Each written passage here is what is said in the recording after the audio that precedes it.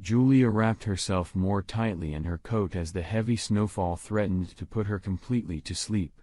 At last, she reached her destination, the bridge over the swift Red River. She was almost completely frozen. The only thing that kept her moving was the intense desire to get it all over with. Julia had counted on the shock of her suicide to make her ex-fiancé feel guilt, shame, and horror at her act, and he would be inconsolable in his grief. Murder, suicide. Her fiancé, his new mistress, and herself, was the second option after suicide alone. The deciding factor was the anticipated duration of his suffering. Julia hoped he would live a long life and the memories of what he had done to her would haunt him all that time. The instant realization by him right before she pulled the trigger that he was about to be shot would bring her little comfort. It took the lone young woman some time to get around the iron railings and steel girders. The designers of the bridge had clearly wanted to make suicide attempts difficult. Julia was sweating under the parka by the time she got to a point where she could jump into the swift river water, in such a way that she wouldn't hit a pole on the way or get stuck on one of the concrete bases used to anchor the support posts. She was exhausted, so she paused, leaning against a beam to gather her strength and courage. A strong gust of cold wind quickly turned her sweat into an ice bath. Julia knew she needed to get this over with as soon as possible. Hanging from the ledge with one hand, she shouted as loudly as possible into the sky. "Fuck you, Hank." Just as Julia was about to jump, she heard a man nearby scream. "Shit, you almost scared me to death. Who the hell are you and what the fuck are you doing here?" Julia nearly slipped and fell over from shock when she heard him. She looked to her left and saw a man sitting on another ledge similar to the one she was on. She yelled back, "Stay where you are. Don't you dare try to talk me out of jumping. You won't be able to stop me. This is the only way out for me." "What the hell are you talking about? I'm not trying to talk you out of anything. I came here to jump on my own. Get out of here and leave me alone. You're a copycat. I came here first. If anyone needs to leave, it's you." There was silence in the standoff, while the wind and cold penetrated their clothes more and more. The man finally spoke. "God damn it. If they find out that two of us committed suicide, it'll divert attention away from my death and the reason I committed suicide. I want my bitch wife to suffer as much as possible. Your suicide will confuse things. I'm sorry I got mad at you, but please go away and let me jump alone. You can come back another time." "I don't think I can do that. I have to jump tonight. I'm not sure I have the courage to do it again. Besides, I have nowhere to go. That cheating bastard kicked me out." After thinking for a bit, the man suggested, "I have an idea. You can go to my house. My wife left to live with her lover. I'll give you the key to my house. Oh, if it's not too much trouble, could you take my car to my house? It's parked at the far end of the bridge. I hadn't thought of it before, but I really don't want to leave it here. Someone could accidentally crash into it. I don't want anyone else but my wife to suffer because of me." Julia started to cry. "Damn you. You ruined all my plans." "I ruined your plans. You ruined my plans. Everything I wanted to do tonight is all screwed up now. In fact, nothing I've wanted to do lately has gone according to my plan. Why should tonight be any different? Look. We're both freezing out here. Why don't we both get out of here and figure out what to do? We can always jump in later if we want to. If you don't mind, I could really use a cup of hot coffee. I'm really cold. Where's your car? I walked here after I left my car at the diner down the road. I think it's still open if you want to go there." "My God, lady, you must be frostbitten by now. Let's get in my car and go to the diner for coffee." "All right." Julia had a hard time getting down from the bridge. By the time she reached the road, the man had already pulled up beside her in his car. Luckily for her, by the time she got in, his car's heat was already on. It took Julia a few minutes to warm up. Although her fingers and toes, nose and ears were still feeling the effects of the freezing weather, she looked at the man and answered the unasked question. "Julia." He looked back at her and smiled. Kyle. When they reached the warm 50-style diner, there were only 3 other customers. The large full-breasted woman behind the counter greeted them with a wide smile. She was wearing a uniform and a name tag that read Betty. "Hey, what brings you two out in this terrible weather? Been bird watching?" When she smiled, her lipstick was visible on her teeth. Kyle nonchalantly replied, "Suicide. We came to jump off the bridge."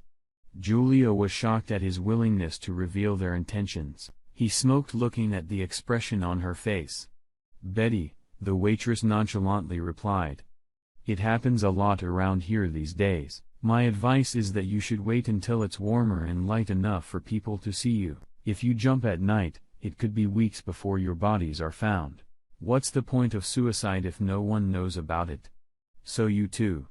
Is it one of those lovers thingies committing suicide together to be forever united in the afterlife?" Julia spoke.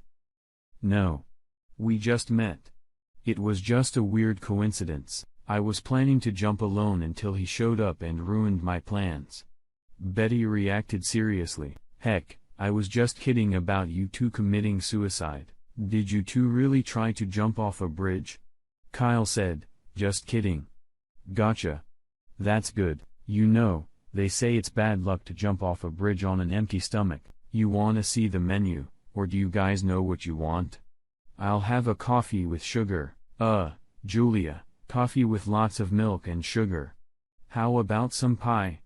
I bake them myself. I guarantee my apple pie and homemade ice cream are the best you've ever tasted." Julia noticed. "I can't. I'm watching my weight." Kyle started laughing out loud. "What? You were going to kill yourself and you're worried about counting calories?" Julia grinned. "That doesn't make sense, does it? Miss Betty, I've changed my mind. I'll have that wonderful apple pie with 2 scoops of ice cream, please." Kyle responded, "Same for me." A few minutes later, the 2 would-be jumpers were sitting across from each other in a booth where the gaps in the vinyl bench had been sealed with duct tape. The apple pie a la mode was delicious just as advertised. Betty couldn't help but tease the couple. "You know, everyone says my pie is to die for. If you two decide to jump, could you leave a note saying that my apple pie was the reason you jumped?" All 3 of them giggled. Kyle got serious and asked, "Julia, do you mind if I ask why you decided to attempt suicide?" "Hank, my boyfriend, sorry, let it be ex-boyfriend, and I were exclusive for 3 years. Now I know I was the only one who was exclusive. Either way, I was sure he was my one and only. I moved in with him 2 years ago when we got engaged. After a year, I started asking when we would get married. He kept saying it wasn't the right time yet and got angry every time I said anything about marriage. I found out why. One night when I got back to our apartment after work, my fiancé was sitting in the living room with a curly blonde girl with huge breasts and an ass practically in his lap. He announced that he had decided to move in with his new girlfriend and kicked me out.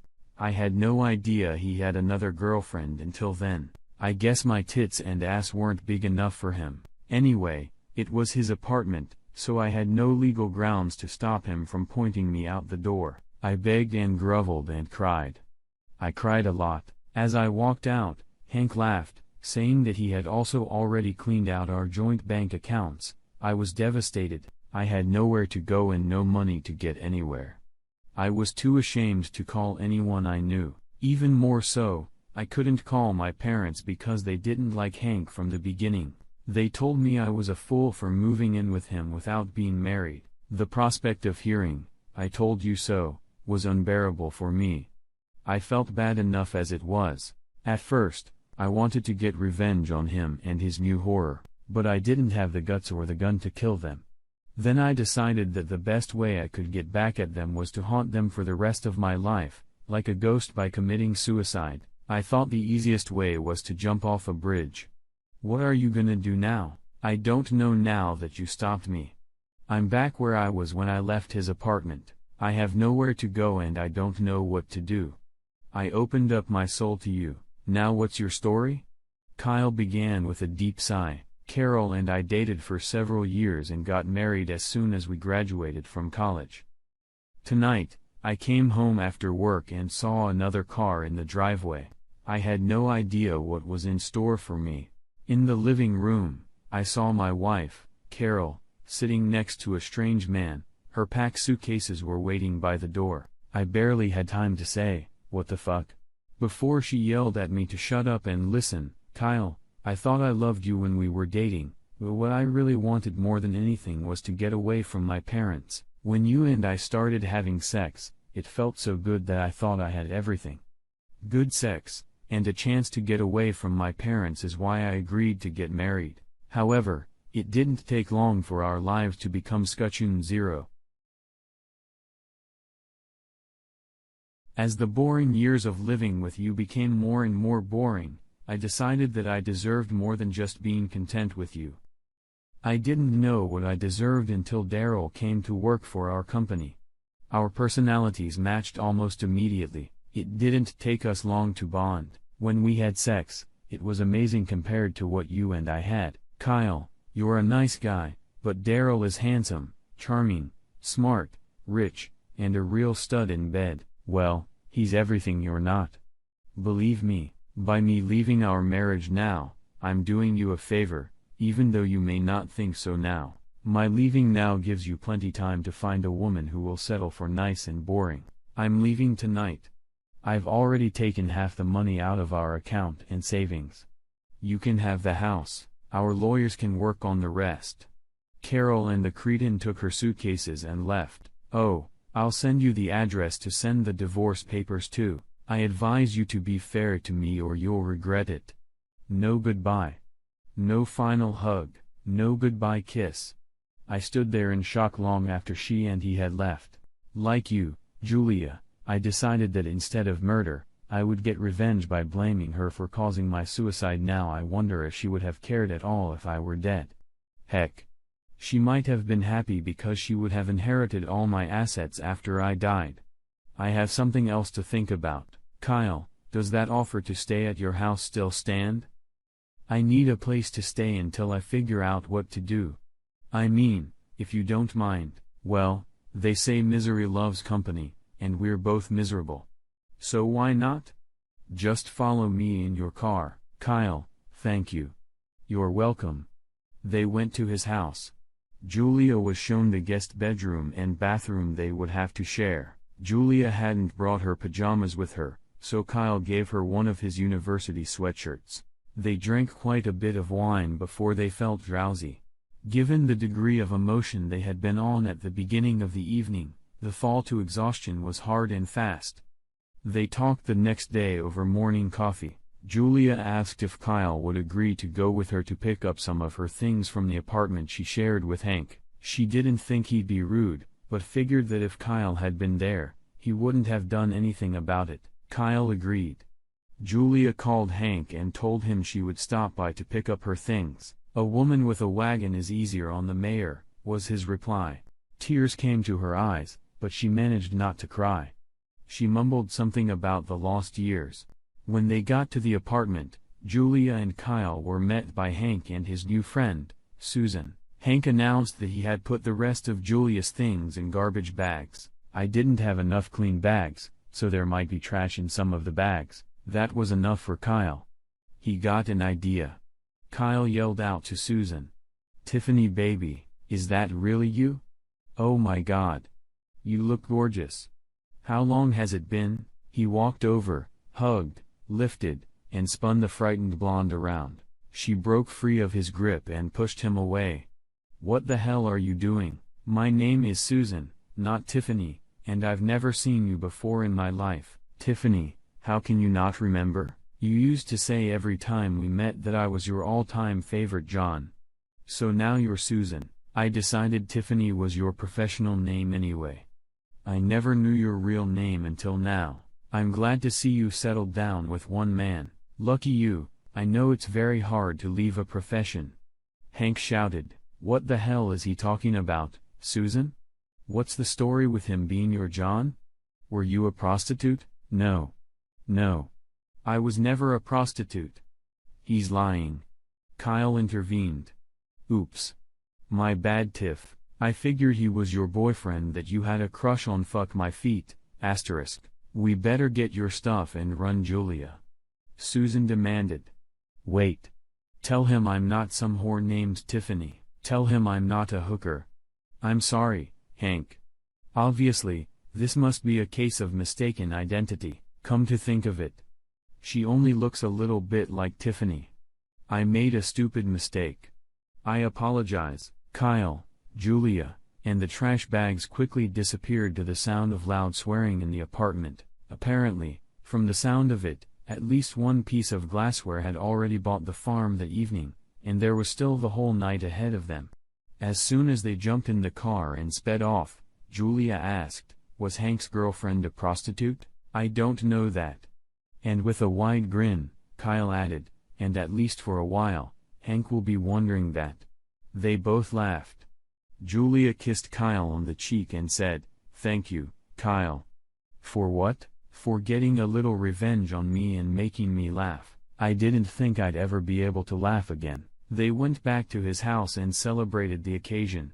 Julia put her clothes away and went back to join Kyle on the couch in the living room. She poured some wine while Kyle drank a beer. They began discussing work schedules and chores around the house. At the end, Julia giggled.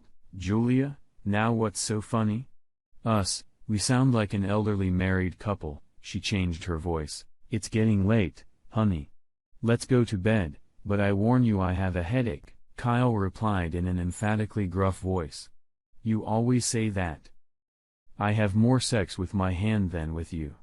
He then turned serious. This dialogue is too close to reality in my case. I haven't had much of a sex life in the last 6 months, although, apparently, my wife has. He looked sad.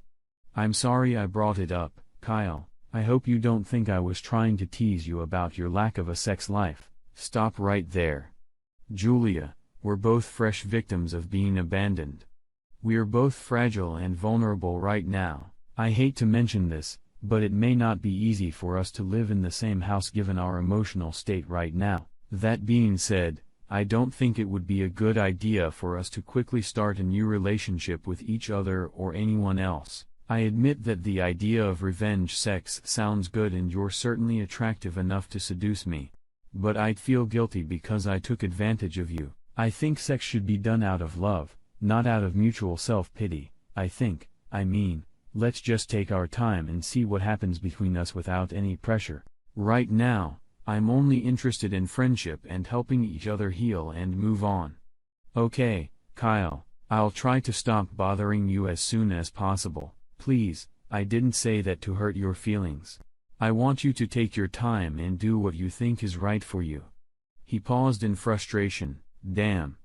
I can't seem to do anything right with a woman. He began to cry. Julia grabbed his hand. I'm sorry, Kyle. Apparently, I'm not very good at dealing with a man either. Your idea about taking things slow is a good one. We have the same goals. I wanna be your friend too. She hugged him and headed for her bedroom. Then she turned and said, thank you for the compliment. The next few weeks went well. Indeed, it took some time to get used to each other's habits. They spent a lot of time talking about each other's families and what had happened in their recent failed relationship. The most serious discussions were about whether or not they felt guilty and if so, to what extent they were the reason their relationship with Hank and Carol had ended. Both assured each other that he or she was certainly not to blame for the most part, but both still felt some guilt that it was over. Having someone to talk to who had an idea of how the breakup felt helped. Every time Kyle received his divorce letter, Julia was there to comfort him. They made plans to celebrate when his divorce was finalized. Every time something reminded Julia of the good times with Hank, she would start to cry. Kyle would put his shoulder up and sympathize. She seemed to come to her senses more quickly each time. Episodes like this were becoming more and more rare. Kyle was grateful to Julia in many ways. Her income helped make up for the loss of income due to Carol's departure. It gave him money for a lawyer and the time he needed to fight Carol's unexpected settlement demands. It was obvious that she or Daryl were trying to get Kyle to agree to a settlement favorable to her in hopes that in his frustration, just to end it all, he would give in. It looked like they weren't done bullying him yet. Kyle also realized how much the woman's presence in the house had helped him. He was lucky to have a woman who seemed to care about him. It didn't take him long before he believed he could share his innermost thoughts without fear of negative criticism. The only problem he had with her living in the same house with the same bathroom as him was that every now and then he would see her partially clothed and feel aroused. She was a very attractive woman. Julia and Kyle had established a routine that seemed to suit both of them. They didn't go out to eat very often, as they were both saving for when Julia moved out, and then they wouldn't have a financial partner to cover their living expenses. One of their favorite things to do was watch old movies, eat popcorn, and drink wine and beer. One such evening, the doorbell rang. Julia went to the door and opened it. It was Carol. Carol was shocked to see a girl in the house and wearing only an oversized sweatshirt and panties. Julia asked, "Can I help you?" Carol snorted. "Yes. You can get out of my way, prostitute." She walked past Julia on her way to the living room where she saw Kyle sitting on the sofa for two in gym shorts and a t-shirt. Carol quickly assessed the situation. "Well, it certainly didn't take you long to get over me, or maybe not.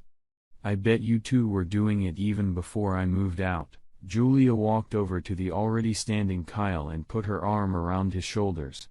"Actually, I have you to thank for us being together. We met at the diner the night you left.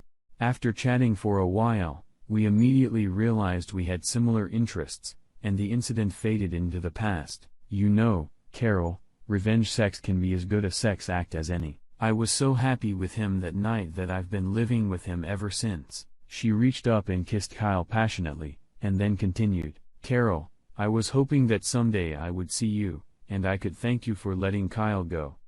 I admit that I was a little wild in college, but it gave me an experience that I can carry into the bedroom. I can honestly say that Kyle is the best thing I've ever had and ever will have if there's anything I can say about it." Carol was seething with anger. "Get out, bitch. Kyle and I need to talk." Kyle was about to object when Julia said, "I don't mind. I'm not jealous of her." Julia kissed Kyle again. This time, even more passionately than before. As she walked down the stairs, she looked back at Kyle. "Baby, what flavor do you want to try tonight? We're out of strawberries." Kyle improvised. "Peach, you got it, lover boy. Don't take too long. I'd hate to start without you. Oh, and Carol, nice to meet you and be a stranger." "Okay." Julia walked up the stairs and then backed up as she disappeared from Carol and Kyle's sight. Carol started at once. "Kyle, what's wrong with you? Bringing some whore off the street into our house? I hope you asked her to show you her venereal disease reports. I hear girls like her need to be tested every 2 weeks. You're wearing a condom with her, aren't you?" Kyle ignored her remark. "Okay, Carol. Why are you here?" "I told Daryl that I needed to pick up a couple more of my things that I left here. Honestly, I wanted to see how you were doing and how you felt about me after you had some time to calm down. I said a bunch of hurtful things, but they were to Daryl. He was a little insecure and wasn't completely sure that I really wanted to be with him. Despite what I said in front of Daryl, that's not really what I meant. I missed you, Kyle." She moved toward him for physical contact, but Kyle pulled away. "Carol, I admit that I was very upset about both the betrayal and the way you let me know how things were going to be. I was about to do something really stupid about it before I met Julia. We instantly became soulmates, sharing coffee and apple pie at the dinner table. By the way, I can recommend a great apple pie place if you're interested. Anyway, Carol, I now have a better understanding of what you described that happened between you and Daryl. Based on my experience with Julia, I no longer envy the fact that you left with your other half, but my sympathy goes no further than that. I'm not giving you more than your fair share of our asset in the divorce. Kyle, I admit I was hoping you'd be miserable without me. I wanted for you to stay married, but to let me live with Daryl and see you on the side. Now that I've met Julia, I know I couldn't bear to see you with another woman. I guess I have to choose between you and Daryl. I just can't. Carol, you have no reason to worry about making a choice. Coming back to me is not an option. I don't know what will happen between me and Julia, but she helped me move on. Without you, if you still have any feelings for me, stop fighting and work out a divorce. But, Kyle, I love you. And I loved you. Past tense. Carol left in tears. Julia went back into the living room and hugged Kyle. For a while, they stayed in each other's arms. Kyle finally pulled away and said, "Let's go to bed." Julia whispered, "Can I go to bed with you and just cuddle? That's what I was hoping for." "Thank you, I'm shaking from the experience." "Thank you for what?"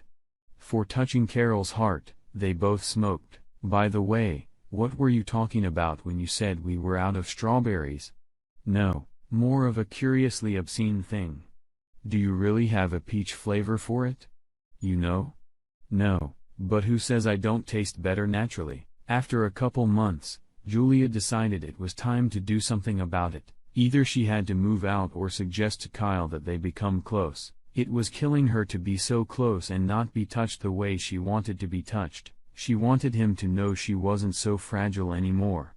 So we'd have to worry about not hurting her feelings. Then she received a phone call. It shook her to the core. Julia was sitting on the couch in a coma-like state when Kyle walked in. He saw Julia and asked what was wrong. She said, "Hank called. He apologized and wants me to come back." "You're not going to argue after what he did to you?" "I don't know. I've had some good years with him, and I'm going to have to leave you soon anyway." "Have to leave me? Why? Have I done something to offend you? Did I scare you? I can't help it if I want to touch you. I'm so attracted to you. Where the hell does that come from? I've given you every hint I could think of that I wanted more. I didn't think you wanted to be intimate with me." Then to hell with hints, he grabbed Julia in his arms and began caressing every inch of her body as they tried to remove their clothes. Julia paused to speak. "You're right, to hell with the innuendos." After 3 rounds of sex, Julia spoke first. "I guess I was right when I told Carol you were the best sex I've ever had. How about you?" "No. The best sex I've ever had will be the next time we have sex." In about 15 minutes, Julia called Hank back and told him his ship had sailed and was sinking fast. She had the best man she could ever have. Especially in the bedroom. "You're lying. You know you want my..." Julia hung up the phone. The next day, Julia called to say she was running late. She offered to buy food on the way home. Shortly after he hung up, there was a knock on the door. It was a battered, crying Carol. Once again, she burst into the living room. She clung to Kyle, who tried to calm her down. "Carol, what's wrong?" She sniffed her nose as she spoke. "Daryl. Daryl hit me. I got mad at what he did and told him I was stupid to leave you for him. I'd never seen him so angry. He said I should come back to you, but with a little physical change. He slapped me, kicked me, and yanked my hair. Finally, I was able to back away and ran outside. He didn't follow me, but came to the door to yell, 'Good riddance, bitch, I was never gonna marry you anyway. I just wanted to separate you from Kyle and I did.' Kyle, I'm so ashamed. Can we stop the divorce? Are you still with that girl, Julia? Don't you miss what I did for you? Let me show you." She started to undress. Kyle was trying to keep her from doing so when Julia walked in. It seemed to her that he was helping Carol undress. She turned to leave. Kyle shouted, "Don't take another step, Julia. I'm not going to let you walk away thinking I'm cheating on you. Turn around and listen to what I'm about to say." Julia was still crying, but stopped. He grabbed his soon-to-be ex-wife. "Carol, your time with me is over. You're not coming back here, and I'm not joining you anywhere else. We'll be divorced in a couple days, thanks to Julia. I'm getting on with my life. You need to mind your own business. I'll help financially to get you started in a new place if you need to get away from Daryl. Could I stay? No. My future wife and I don't want to help you that much. Julia gasped. Future wife? Does that mean yes, Julia? Will you marry me? I apologize for the atmosphere. I wasn't before he could finish his sentence. Julia's tongue was in his throat. Carol took the hint and silently walked away. A couple days later, the newlyweds were sitting on the couch admiring her new engagement ring. They talked about children and whether they should move to a bigger house. As they made themselves comfortable, the local news started on the TV. After reading the footnote to the segment that had just started, a shocked Julia shrieked. "Kyle, look at this." The reporter announced a local couple jumped or fell off the Red River Bridge this morning. It appears there was some sort of confrontation. Witnesses said they noticed two people on the bridge yelling about who had the right to jump first.